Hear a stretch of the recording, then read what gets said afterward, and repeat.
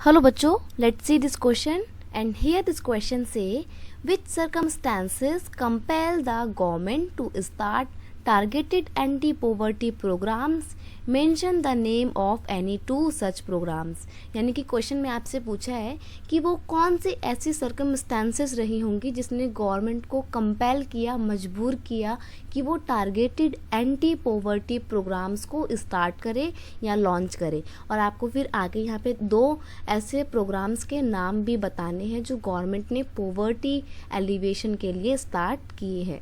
तो देखते हैं answer. There are various circumstances that compelled the government to start targeted anti poverty program such as. बहुत सारे reason थे, बहुत सारे सर्कमस्टांसेस थे जिसने गवर्नमेंट को कंपेल किया, मजबूर किया कि वो कुछ ना कुछ एंटी पोवर्टी प्रोग्राम्स जो हैं वो स्टार्ट करें। सबसे पहली सिचुएशन क्या थी, सबसे पहला सर्कमस्टेंस क्या था जिसने कंपेल किया? Number 1, since poor are not taking advantage from the opportunities created for them, that's why agricultural sector in much below expectation।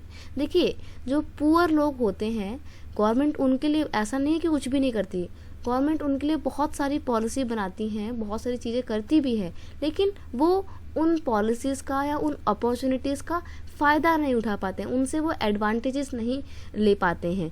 और इस वजह से जो एग्रीकल्चरल सेक्टर है वो बहुत ज़्यादा बिलो जा चुका है, बहुत ज़्यादा लो हो गई है उसकी ग्रोथ। यही रीज़न है कि गवर्नमेंट ने अब सोचा है कि रूरल एरिया में स्पेशली जो लोग, जहाँ पे ज़्यादातर लोग एग्रीकल्चरल सेक्टर में लगे हुए हैं, उनके वेलफेयरनेस के लिए काम करना पड़ेगा। और एग्रीकल्चरल सेक्टर को तो ग्रो करना ही करना पड़ेगा, साथ में रूरल एरियाज़ में भी एम्प्लॉयमेंट के अवसर जो हैं वो क्रिएट करने पड़ेंगे, अपॉर्चुनिटीज़ क्रिएट करनी पड़ेगी ताकि रूरल एरिया में से पॉवर्टी को एलिविएट किया जा सके। तो यहाँ पे एक बहुत बड़ी रीज़न क्या थी, सर्कमस्टेंसेस क्या थी कि एग्रीकल्चरल सेक्टर की जो ग्रोथ थी वो बहुत ज़्यादा बिलो थी, बहुत ज़्यादा ही कम थी, जिस वजह से पॉवर्टी लगातार बनी हुई है। और ये सिचुएशन ने गवर्नमेंट को फोर्स किया कि वो एक या एंटी पॉवर्टी प्रोग्राम्स को बनाए।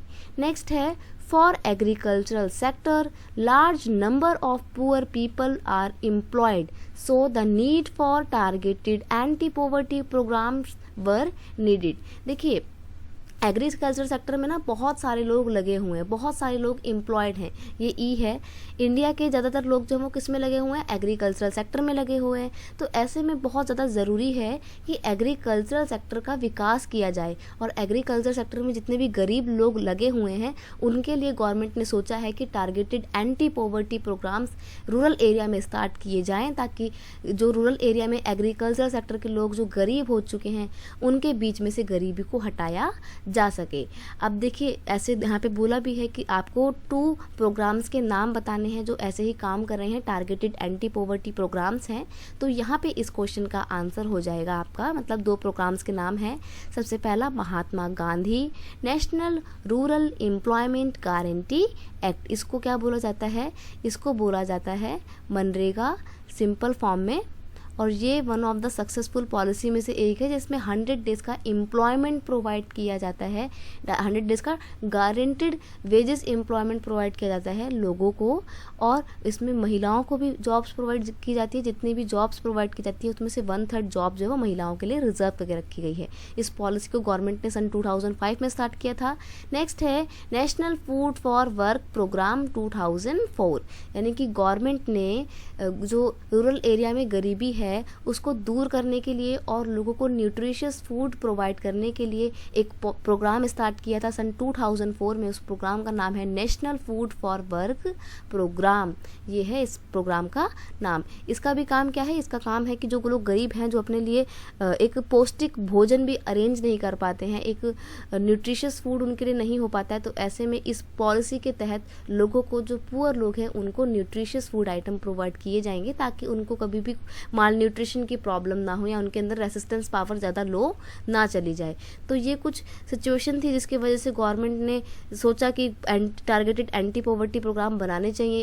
इन सिचुएशंस ने कंपेल किया, मजबूर किया गवर्नमेंट को।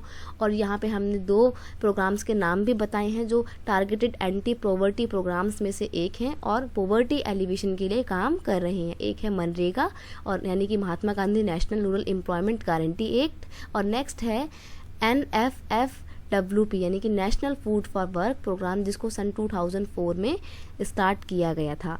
आई hope you understand it well. Best of luck.